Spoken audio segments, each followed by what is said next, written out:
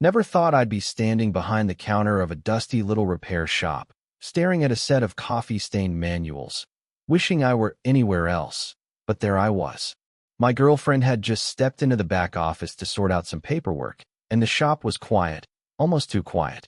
That's when I noticed her. Her sister. Not just older, but, I don't know, present. The kind of presence that feels like it's been carved into the room before you even enter. She leaned against the edge of the counter, arms folded, a faint smirk playing on her lips, like she already knew a secret she wasn't going to share. I could feel the weight of her gaze before I actually looked at her, which made me acutely aware of the stiffness in my shoulders. "Hey," she said, her voice low, calm, but with a teasing undercurrent that caught me off guard. Just a single word, but somehow it made me forget how to breathe for a second. I mumbled a greeting in return, awkward, hands fumbling with a pen, trying to look busy while the space between us suddenly felt electric. She wasn't the type to fill silence with chatter. She let it stretch, let it hover, like she knew silence could say more than words ever could. She leaned slightly closer, and my hand, entirely against my will, brushed against hers. Just a quick, almost accidental touch, but enough to make my heart spike like a live wire. She didn't pull away. Instead, she let her fingers rest there, light and deliberate, like she was testing something she didn't intend to admit. "I thought I'd find you here," she whispered, leaning closer so that her voice was barely above the hum of the fluorescent lights. "Stay with me a while." The words were casual, but the way she said them, the softness, the pause, the tiny tilt of her head, felt like a private invitation to a world I wasn't supposed to see yet. My brain scrambled, trying to process how I'd gotten from a quiet counter to this moment, and failing miserably. I cleared my throat, told myself she was just being polite, just being kind. But the warmth of her hand, the way her eyes held mine a second too long, refused to let me think logically. She straightened then, just a fraction, giving the barest hint of a smile, as if she hadn't just disrupted every careful thought I had about boundaries and common sense. And yet, I couldn't look away. There was a patience in her, a confidence in the curve of her lips and the tilt of her shoulder, that made me feel simultaneously exposed and oddly safe. She turned slightly as my girlfriend's footsteps echoed back from the office, the tension snapping like a cord being cut. But even then, the ghost of that moment lingered. I kept my hand where it had landed for a beat longer than necessary, tracing the memory of her touch, the whisper that had felt too intimate to belong in a public repair shop. Later, I'd find myself replaying it in the quiet of my room, over and over. The brush of fingers, the way her voice had dipped just below a whisper, the way her eyes had held mine when she said, "Stay with me a while." I don't know why I can't stop thinking about it. The following evening, I found myself back at the shop, pretending I had work to finish while really just hoping she'd be there. And she was, sitting on a high stool behind the counter, sorting through a pile of invoices, her brow slightly furrowed as she muttered numbers to herself. She didn't look up when I approached, but I caught the way her shoulders stiffened for a fraction of a second, the subtle tightening of her jaw. "I thought you'd be gone by now," I said, my voice barely more than a nudge. She didn't look at me. Instead, she gave a quiet, almost imperceptible hum, sliding a sheet of paper across the counter with a hand that trembled just a little. Not from weakness. There was a deliberate grace in her movements, but enough for me to notice. Her hands, long and elegant, bore the faintest traces of work, a smudge of ink, a thin scar along a knuckle. "Could you help me with this?" she asked finally, her voice clipped, professional, but carrying a thread of something else. Hesitation? Fatigue? I wasn't sure, but I felt it. As we bent over the same stack of invoices, our elbows brushing lightly, I found myself memorizing the little things, the curve of her neck when she leaned in, the soft exhale she let out when the papers finally aligned correctly, the tiny crease between her brows that made her look almost vulnerable. It was rare to see her like this, so unguarded, even if only for a moment. "You're precise," I said, trying to sound casual, even though my chest felt like it had learned a new rhythm. She paused, a faint, tight-lipped smile appearing, then disappearing. "Precision is better than mistakes," she muttered, eyes fixed on the papers, as if looking at me directly might reveal something she wasn't ready to show. We worked in silence after that, the kind of silence that doesn't demand conversation but makes you aware of each other's presence in a way words never could. I noticed how tired she looked, the faint shadow under her eyes, the way her hair caught the light as she moved. I wondered what she carried home with her, the parts of herself she didn't share. And then, as I reached over to straighten a misaligned invoice, our fingers brushed again, lightly, almost imperceptibly. Her hand didn't pull away immediately. Instead, there was a pause, a subtle stillness, as if she was measuring something in that moment, testing boundaries, or maybe testing herself. She finally withdrew her hand, but only just, leaving a charged space where our touch had been. She glanced at me, eyes briefly meeting mine, and I saw it. A flicker of something unspoken. Hesitation, curiosity, maybe even fear.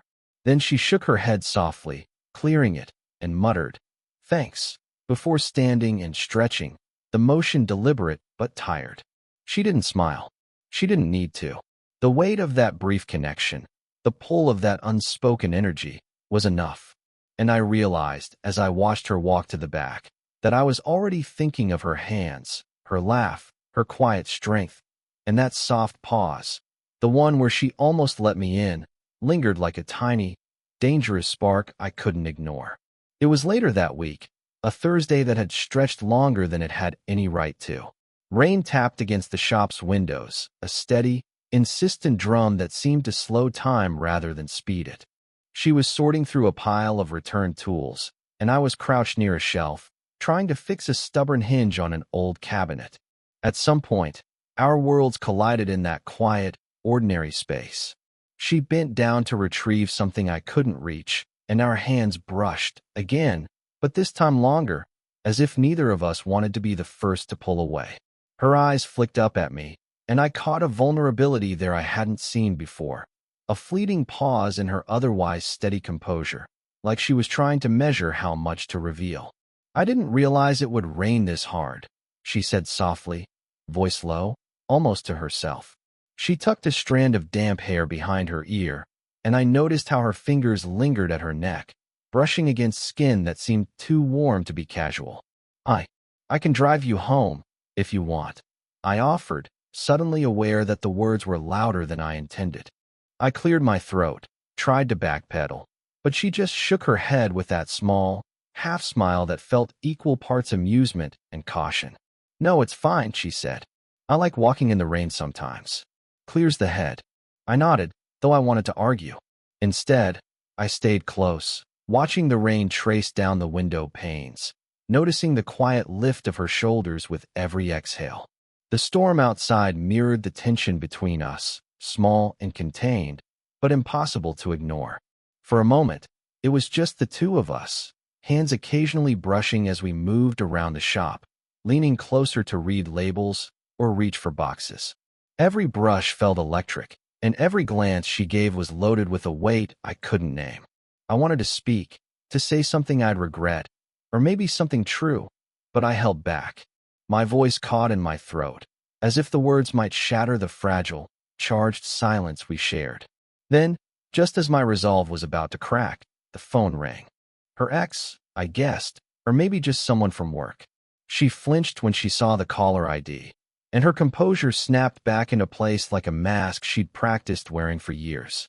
She answered quickly, her tone brisk, professional, almost as if she'd never been leaning close to me in the first place.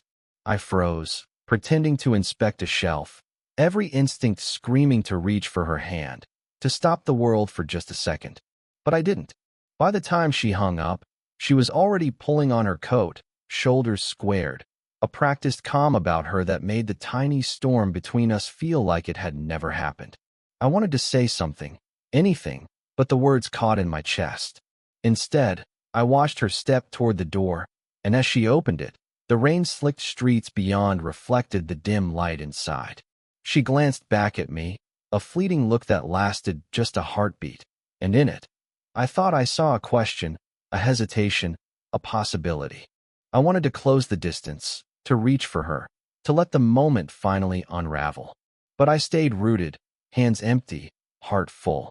And as the door closed behind her with a soft click, I realized that sometimes the nearest moments are the most impossible. It was late again, the shop long emptied except for us. The overhead lights buzzed faintly, flickering in rhythm with my heartbeat.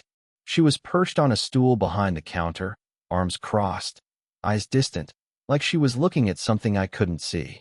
I stood near the doorway, leaning against the frame, trying to figure out if it was the silence that hurt or the weight of what neither of us had said.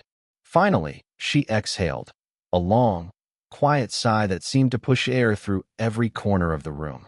"What are we doing?" she asked, her voice soft but sharp, cutting through the stillness like a blade I hadn't noticed was there. I froze. The words weren't playful or teasing. They carried a seriousness I hadn't anticipated. I don't know," I admitted, because I didn't. Because every rule I had about boundaries, about reality, felt suddenly meaningless in her presence. She looked at me then, really looked. Her eyes held the faintest trace of fear, maybe confusion, and something else I couldn't name. She tilted her head slightly, and I saw it. The lines of worry around her eyes, the tension in her shoulders that she hadn't managed to hide before. "You've been here so much," she continued, her voice barely above a whisper. "And I can't tell if this is me losing control, or if it's just you." The room was quiet after that. Only the faint hum of fluorescent lights, the soft patter of distant rain on the roof. I wanted to reach for her, to tell her that none of it mattered, that all I felt was real. But the weight of her words held me back. I stayed still, fingers twitching, trying not to close the small distance between us. She rubbed a hand across her face, a tiny gesture that made her look more fragile than she ever let anyone see. "I don't want to mess things up," she said, voice trembling slightly. I don't want to be the reason everything falls apart." I wanted to argue, to tell her it wouldn't, that she didn't have to carry it alone. But the truth was, I wasn't sure I knew how. I just stood there, feeling the silence expand, filling every space between us. Her vulnerability was raw and unexpected, and it left me exposed in ways I hadn't anticipated. She looked at me again, and this time her gaze lingered. A slow, deliberate stare that seemed to pull at something buried deep inside me. "I'm scared," she admitted, barely audible, and my chest tightened as though her fear had wrapped itself around my ribs. I didn't move. I couldn't. I was trapped between wanting to comfort her and fearing that any movement would destroy the delicate balance we'd been maintaining. She leaned back against the stool, eyes fixed on mine, the air thick and heavy with unspoken truths. Then, with a small, shuddering breath, she said something that echoed in my mind long after the words had left her lips. Maybe I shouldn't let myself care this much." The simplicity of it, the honesty, left me hollow in a way I hadn't expected. I wanted to reach for her, to tell her it was okay, that she could care, that I could handle it, but I didn't. I just stayed there, breathing in the silence that had suddenly become louder than any touch could ever be. I hadn't expected her to invite me over. The rain had finally stopped, leaving the streets wet and reflective, and the city smelled faintly of asphalt and fresh air. She opened the door before I could knock, her hair damp at the ends, eyes careful, wary, but something in her expression had shifted, softer than usual. "Come in," she said, voice quiet, almost reluctant. The apartment was modest, warm in a lived-in way. Books stacked in uneven piles, the faint scent of vanilla from a candle on the counter, lights spilling in through half-drawn curtains. We sat across from each other on the couch, the air thick with a quiet tension that neither of us dared name. She picked up a small, worn photo frame from the coffee table, holding it like it weighed more than it should. Her fingers traced the edges slowly, almost reverently. I don't usually talk about this," she began, her voice low, hesitant. "But that's my brother. He died years ago. I wasn't close, not really, but losing him changed me in ways I didn't realize." Her gaze never met mine. I could hear the catch in her voice, a tremor that made the apartment feel smaller, more intimate than it had any right to be. After that, I stopped letting people in. I stopped trusting that things wouldn't break, that people wouldn't leave. I wanted to say something, anything, but all I could do was reach across the small space, just enough for our hands to brush against each other on the couch. Light, accidental, but deliberate enough that she felt it. Her hand didn't pull away immediately. I see it, I said softly. The way you protect yourself. The way you hold the walls around your heart so tightly. My voice cracked slightly, and I cursed myself for sounding so earnest, so vulnerable, but I couldn't stop. You remind me of someone I lost too, someone I didn't get to tell I cared enough. And it hurts thinking about it, even now. Her eyes finally met mine, and I saw it. A flicker, a recognition, a subtle unraveling of the armor she wore so carefully. She swallowed, lips pressed thin, and her fingers twitched where they still rested near mine. You make it harder, she whispered, voice barely audible, to keep pretending I can handle it alone. There was no accusation, only truth, bare and raw. We sat there in silence, the space between us heavy but not uncomfortable. I could feel the pulse of her heartbeat through her hand, could see the faint flush along her cheeks, the way her shoulders relaxed just a fraction. I wanted to say more, to offer comfort, to bridge the gap entirely, but I stayed still, letting her lead the pace, letting her choose how much to reveal. Then she let out a quiet breath, almost a sigh, almost a confession, and it landed in the air between us. Maybe I didn't know I needed someone to just stay with me.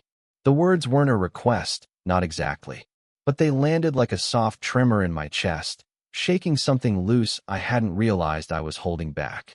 Her eyes held mine longer than they should have, and in that stillness, the apartment seemed to shrink until it was only the two of us, and the world outside didn't matter at all. We didn't speak much that evening. Words felt unnecessary, even intrusive, as if everything that mattered had already been said in glances, pauses, and the simple act of being near each other. The rain had stopped entirely, leaving the city wet and silent outside her apartment window, but inside, the air felt warmer somehow, more intimate. I found myself sitting beside her on the couch, knees almost touching. She didn't move away.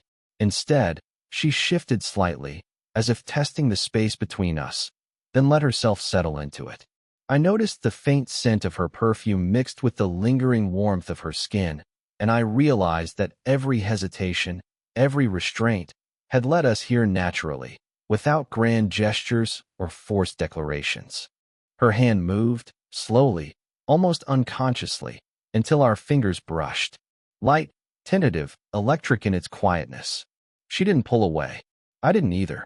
Instead, we let it linger, the small connection grounding us in the moment, a silent acknowledgement that neither of us wanted to step back now. She began, voice soft, uncertain. She paused, shaking her head slightly, as if trying to untangle her own thoughts. I don't know what whatever this is should mean. And maybe it shouldn't mean anything. But I know I don't want to be alone in it. I didn't answer immediately. I couldn't put the weight of the moment into words. Instead, I leaned just a fraction closer, close enough that the faint warmth of her shoulder brushed against mine. The room hummed with a quiet tension, gentle and inevitable. We stayed like that, side by side, neither forcing the moment, neither retreating. I could feel the rhythm of her breathing, the subtle rise and fall of her chest, the faint pulse at her wrist where our fingers occasionally met. It wasn't dramatic. It wasn't sudden, but it was undeniable. Then stay, I said finally, barely above a whisper. Not a demand, not a declaration, just a choice. Her lips curved into the barest hint of a smile, eyes softening, shoulders loosening. And we stayed. That was enough. Sitting together, letting the quiet fill the space between us, letting the moments stretch without needing to define them. When she rested her head against my shoulder, just for a second, it wasn't a grand gesture. It wasn't a confession. It was simple, honest, earned. And in that stillness, I realized we didn't need labels or promises to understand the gravity of what had quietly unfolded. It had grown, subtly, persistently, from glances and hesitation, from vulnerability and small touches, until it had simply become part of the air we shared. I felt the faint press of her forehead against mine, a delicate seal on everything we hadn't said. No fireworks, no sweeping statements, just this, quiet and steady, and it was enough. For the first time, I didn't feel the urge to move, to speak, to fix anything. I just sat there, letting it be, letting her be, letting us be. And in that quiet, I understood. This gentle, fragile, persistent connection was enough. It's strange, looking back now. Sitting here in my own apartment, half a year later, I can almost hear the quiet hum of that old repair shop, the way rain used to drum against the windows, the way her hand would brush against mine and make everything else fade. I keep thinking about how small, ordinary moments became the axis around which my world turned. She changed me without trying. Not in some dramatic, cinematic way, but subtly. I learned to notice things. The slight tremor in someone's hands when they're trying to stay composed. The pauses between words that carry more truth than speech ever could. I learned that patience, observation, and silence can carry more intimacy than grand declarations. And she let herself feel again. Carefully, hesitantly, but fully, in the spaces we shared. Watching her navigate that vulnerability taught me that love isn't always fireworks. Sometimes it's a quiet understanding, a shared glance across a counter, a hand held for no reason other than it feels right. We both learned that the boundaries we cling to are sometimes illusions, that the heart doesn't always wait for the perfect timing or permission. And yet, it's not reckless. It's earned, slow, deliberate, like the careful brush of fingers that turns into a pulse of connection neither of us could ignore. There were no sudden confessions, no dramatic gestures, and maybe that's why it lasted. Love, I've realized, doesn't need perfection. It needs honesty, attention, and the courage to be seen, even when it's terrifying. She showed me that, in her own way, and I hope I gave her the same in return. Sometimes, I still catch myself smiling at nothing, thinking of the way she leaned her forehead against mine, the quiet tremor of her voice when she admitted she didn't want to be alone in it. That moment is a quiet anchor in my memory, a reminder that intimacy is built in the pauses, in the stillness, in the spaces where nothing is said but everything is felt. And so, here I am, reflecting on it all, not with longing, not with regret, but with warmth. A story that began with hesitation, with small touches and stolen glances, has become a foundation. We found a rhythm, a quiet understanding that doesn't need to be defined, only acknowledged. The world outside moves fast, noisy, chaotic, but I carry that calm with me now, a sense of what it means to truly connect with someone. And I can't help thinking that, maybe, love isn't about rushing or claiming. It's about staying, slowly, gently, through the moments that matter most. If this story made you feel something, let me know in the comments. Would you want more stories like this?